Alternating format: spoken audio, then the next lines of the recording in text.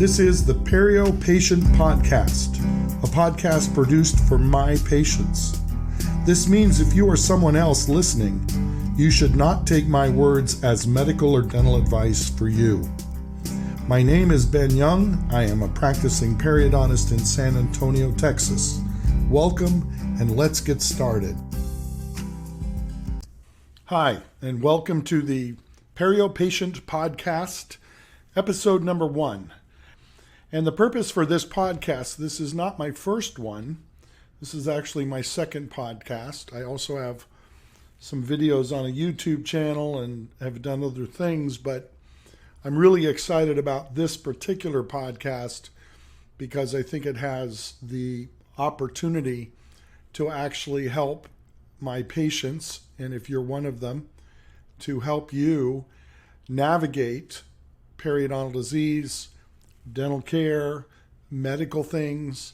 We're going to talk in all sorts of different aspects of all the way from scientific research and how things are studied and what are the results of the things studied. How do we determine what's scientifically sound and what isn't? And we will go all the way to the human element of it. I'll even tell you my stories, how I became a periodontist, what I think about smoking clinics and all the rest, because I've participated as an instructor in some of those. And we're going to have, I hope, an interesting time. Now, the overall format of this podcast is, my ideas are, number one, we're busy people. I'm going to keep this brief per episode. And if I find myself on a roll talking a long time, I may simply in the edit clip it and put it out in 5 to 10, maybe 15-minute increments.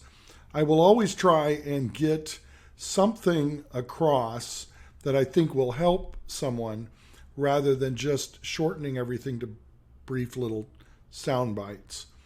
I would like to get this to the point where it's easy for me to do it, to put it out so that I'm consistent with it, and that way I'm at least putting out 3, 4, 5 a week as we're going along. A lot of the times, I've already done a number of these episodes, a lot of the times what stimulates me to talk has been something that occurred that day, a conversation, some article I saw, something current. So that's kind of that will be my approach. Now, I've played with this a bit. I've edited myself. I've taken out a lot of uhs and the and I find that really, I'm not going to do that. I'm going to leave all the uhs in for a couple of reasons. One is it's easier on me. I don't have to do as much editing. But I think more importantly than that is you will understand that I am thinking through what I'm saying to you. And it seems to me, as I've listened to both comparisons of myself editing myself and not, I think it's a lot easier on my ears and my brain to listen to somebody who is at least struggling to say something clever or clear and not overly edited.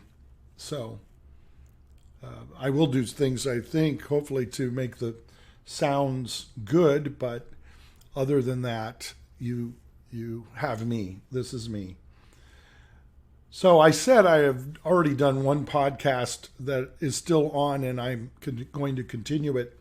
It's called the Perio Hygienist Podcast, and that is for dental hygienists and anyone else professionally who wants to understand how to manage periodontal disease from their side, because there's a lot that we need to do to work together on behalf of patients. So that's a technical podcast.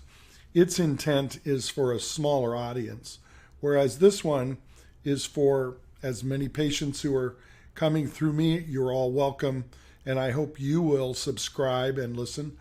But it's even open beyond that, because I think what we are talking about here has relevance to our friends and neighbors and other dentists in the whole world So I'm bringing up topics that I think are important to me, and what I've found interesting, sort of ironic, I guess, is that some of the things that I find interesting, most people do not.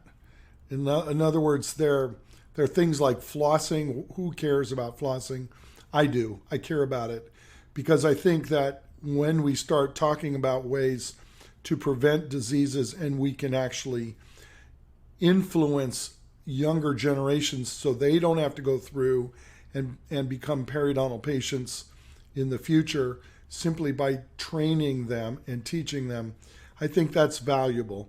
It's part of what I have learned and will share with you. My pathway through dentistry, I think, is rather unique in that I've had a military experience. I've had a lot of residencies.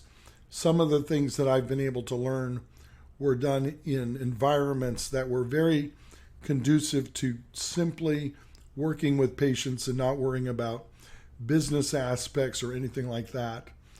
Then once I retired from the military, I retired as a lieutenant colonel from the Air Force. I went into private practice, and so I've got experiences in all of these areas and education. I've taught at dental schools.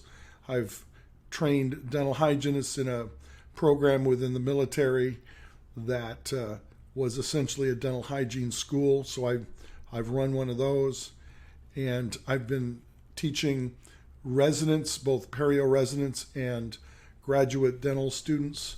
So I have a lot of educational information too, and so I have over time developed a lot of principles and ideas that I think are useful to everyone, and I will try and convey that as we go forward. All right, that's it for now. I hope you'll subscribe and you'll stay with me. Take care.